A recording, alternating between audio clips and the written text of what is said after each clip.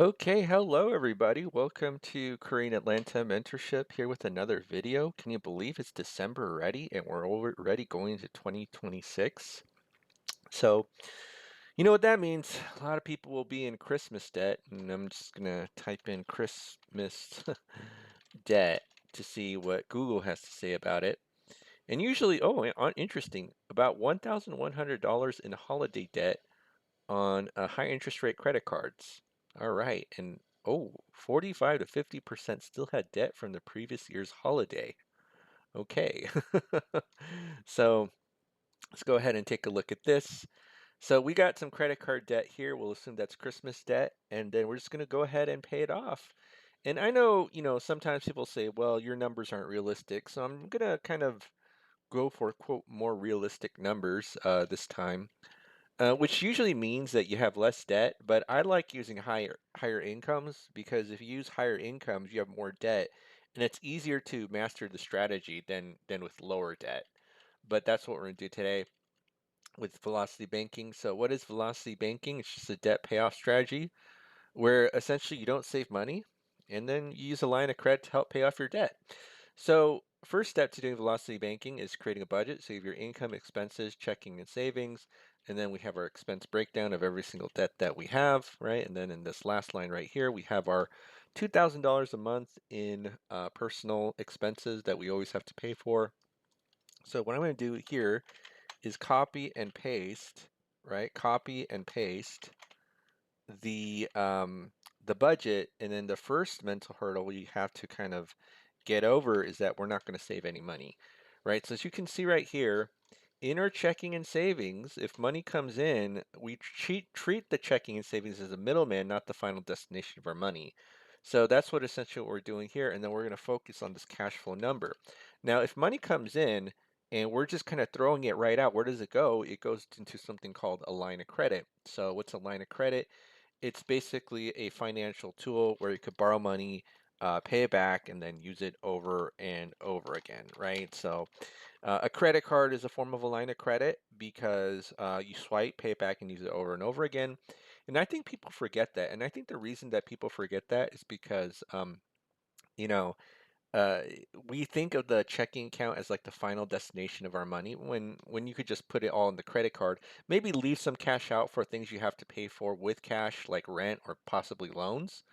But that's what we're gonna do. And also, if you don't know who I am, I paid off a mortgage in 2 years and 9 months. Yeah, I did. 2024, I can't believe it. 2024, I paid off a mortgage in 2 years and 9 months. But yes, I did do that. And so let me kind of go here. So the home equity line of credit, and then this is my signature line of credit here. 15,000 free checking right here, transfer funds. So this is kind of like a smaller line of credit, not a home equity. If you ever dealt with home equity, they can the limits can be huge, right? It's like your house is essentially a credit card. And then once you ever get to that moment where you realize your house is a credit card, it's insane. So, but we're gonna assume we don't have a home equity line of credit. All we have is a personal line of credit. And then, by the way, if you're new to the channel, I actually want to brag to you because that's what I always do, that I have over $739,000 in lines of credit, credit cards, limits. Yeah, I do. $739,000 in credit cards and lines of credit. And so that's yeah, just a little bit about me. And the secret to getting lines of credit is that banks don't lend money to people who need it, right? They don't lend money to people who need it because people who need money, I don't know if you knew this or not, they don't pay you back. Okay. So they don't pay you back. So this is what we're going to do here. We're going to assume we have a $20,000 personal line of credit at a 15% interest rate. And we're going to use this as quote as our main operating account. So what we're going to do is move some debt into there, right? And I don't know if you ever heard of something called the cash flow index, but basically it's a formula of like debt divided by a monthly payment, right? And then this one here, I'll show you how you calculate it. You get the amount of debt divided by the monthly payment, 355.31. And then let me just kind of go here, and then I'm going to copy this because I got formulas for everything. Okay, so Basically, think of this as like a ranking system for debt, right? Ranking system. So if you take a look here, these are this is the order which you should pay off debt. Now, why would you pay it off in this order rather than, let's say, focusing on the mortgage first? Because in order to get $843 back in my life, I have to pay someone $200,000, which doesn't seem worth it, right? I eventually do have to pay it off, but not im immediately. Okay, we're going to focus on these debts first, and let's focus on the credit cards, right? So, because the credit cards give you a lot of bang for your buck when you pay them off, and that's obviously correlated with the high interest rates, right? So here we have the low cash flow index numbers. Remember, think of it as a ranking system. And how much is this? This is 5, 8, 15. And then I'm going to go ahead and sum it up. So that's 28,000. Oh, never mind. We don't even have enough in our credit line, so let's just do this then. Normally, so I'll just do this, right? So we're going to move these two credit cards, so that's 13,000. And then what I'm going to do is move about, I don't know, 6,000, 6,000. So that means that 9K should be left here, right? So I'll say, so 6,000, so that's 19,000. And then if it's 9K now, so this is going to be 0, 0, 0, and then this is going to be about 9K, and we can kind of, let's see, 9K at 27%. Payment now is about $292.50. So we got calculators to kind of semi-auto calculate, oopsie, what the payment would be if we shift some of the credit card debt. And then as you can see here, because we completely paid off these two credit cards, we moved some of the balance to this credit card, our cash flow has pretty much doubled, right? It pretty much doubled. And so what we're going to do is do the final step, which is put the entire 5,500 into the line of credit, take our expenses out, and then rinse and repeat over and over again. So the formula for this is previous funds balance, interest minus our cash flow, 1516.16. And then what we're going to do is take the average daily balance, right? Average daily balance, multiply it by the interest rate, and then divide by, oh, the interest rate is 1.5. Usually I do 8%, but it's like, what do you call it? Muscle memory. But we're going to do 15% because that's really what lines of credit, their interest rates usually are. And then you can see that the debt gets paid off really easily. So let me go do this here. And then what we're going to do, and here's the thing, I wouldn't wait until like, all of this debt is paid off to tackle on the last credit card. I'd probably do something like this where it's like, you know, let's say like we're at right here, and then I add another 5,000, transfer another 5,000 to the credit card, right? From the credit card, right? Let me just highlight that. And so assuming, let's say 1, 2, 3, and this gets a little bit complicated. I'll just say it's 4K right now, 4K. And then what we do is we just update the payment, oopsie, update this. So this is now 4,000, and then it'll give us a payment of $130, $130. And then our cash flow will increase. So 1678.66. And then, so now let's just kind of go down until we have about 4,000 available, 4,000. So maybe like right here, yeah, we'll just put, I'll say 3,700, I don't know. So plus 3,700, right? And then, so that's where we move the final credit card. And as you can see here, this is why everything is so much easier when you have like, um,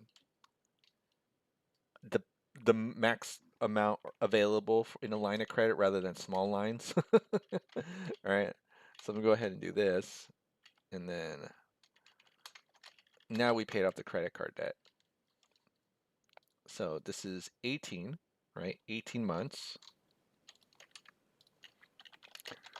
18 months, and then this is 5K. So how much should we pay off? 5, 8, 14. So if 8, 4 is 12, so 17K, I believe. Okay, 17K. And then we got these auto loan, student loan, and the mortgage. So at 18 months, let's see where we're at with those. So we just got to type in 18, right? And then now we got the this one right here. So this is the balance. So we're just gonna use a cash flow index again. So 15 grand. We'll move it here into the personal line of credit. So that'll be plus 15742.48. And then this is going to be an extra 400 bucks. So now we're at $2,200 of cash flow. And then I'm just going to do this right here, and then I'll do this right here. So now we got to update this, which is 2203.97. And then let's go ahead and pay that sucker off. And so in month 26, we good? Yeah, 26 months. Okay, and that would be 17 plus 22, 39K. And then student loans, which will be 39,000 at 26 months. So this is 0, this will be 26, 26. And then you can see this high cash flow index here. So my suggestion is if you have a relatively big difference between the loan and the line of credit interest rate, so we have 7 and 15, right? And you have this high cash flow index number, don't move the whole loan into line of credit. Plus, you can't even do that anyways. So what we're going to do is something called chunking. So chunking is just like moving a piece of the loan into the line of credit and then just kind of paying it off over and over again, right? So let me just kind of show you here. This is what I call a chunking calculator. Okay, so this 15%. What's our monthly income? 5,500. And then the expenses is everything except for the loan we're trying to pay off. So it's 2843.21, right? So 2843.21. And then we'll chunk, let's say, we'll chunk $6,000, okay? And then the original balance is 39,000, 39,000. The current balance is 32693.8. So 32693.8. Interest rate, we'll say 7%, 10 years, and then the payment amount is 452.82. So 452.82.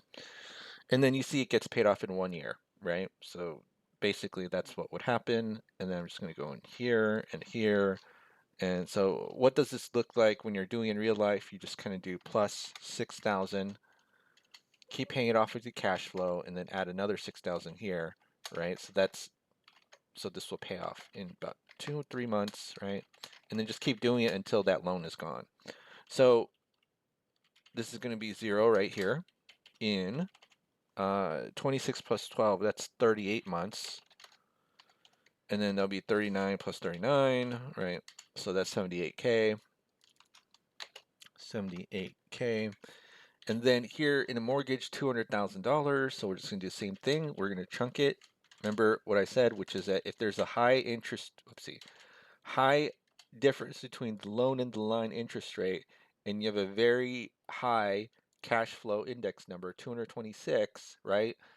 You don't want to move the loan into the line of credit, and you can't even do that anyways, right? 100, like you can't move 190,000 into a personal line of credit, but you can move it into a home equity, and that's kind of like a danger, a trap that I would say is like, uh, you know, most people aren't aware about when it comes to velocity banking.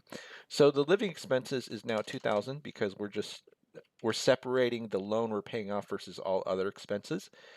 And then what we're gonna do, so 200,000, what is 38 months, right? So 38, 0, 200, 200,000.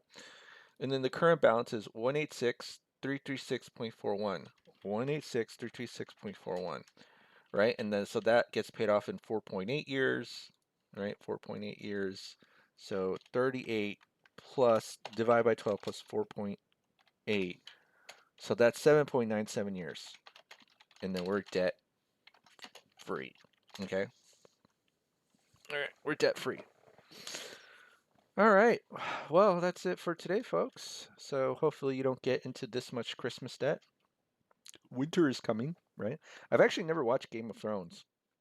And I don't really plan to, but I feel like Hollywood these days is dead, and I feel like it's kind of same with like rap, where like only one song in rap made it to top 40. But let's just type in Hollywood is dead, right? Um, yeah, I think the labor strikes really killed Hollywood. So, hmm hmm yeah. My favorite, what gave me hope is when I watched like Top Gun Maverick, and I remember falling in love with that movie. It was so cool. It had like, I think this is like Tom Cruise's best, one of his best movies ever. And I was like, dang, I wish every movie was like this. Cool song, cool plot. Like they don't, like in a lot of these remake movies, they always try to like tear down the hero to like make the next generation better.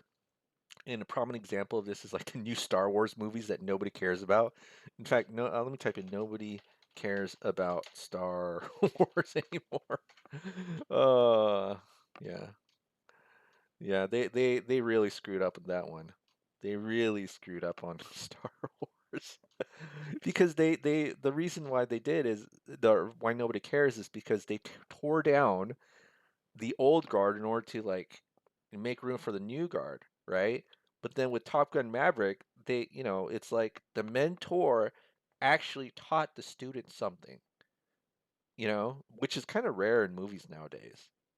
I think that's kind of like a reflection of our culture, how like, kind of people who are in their youth seem to be, they think they're the wisest generation for some reason, yet for some reason when they go to college, they can't they can't do middle school math. You ever watch this, right? UC San Diego finds that 1 in 8 incoming freshmen do not meet middle school math standards. Okay. So, if you watch to the end of this video and you want to let me know, type in the comments below, I can do middle school math. Because if you can do these spreadsheets, you can do middle school math. But apparently, 1 in 8 freshmen in UC San Diego cannot do middle school math. Okay. All right. Well, that's it for today, folks. Freelance mentorship. See you all in the next video. Bye bye.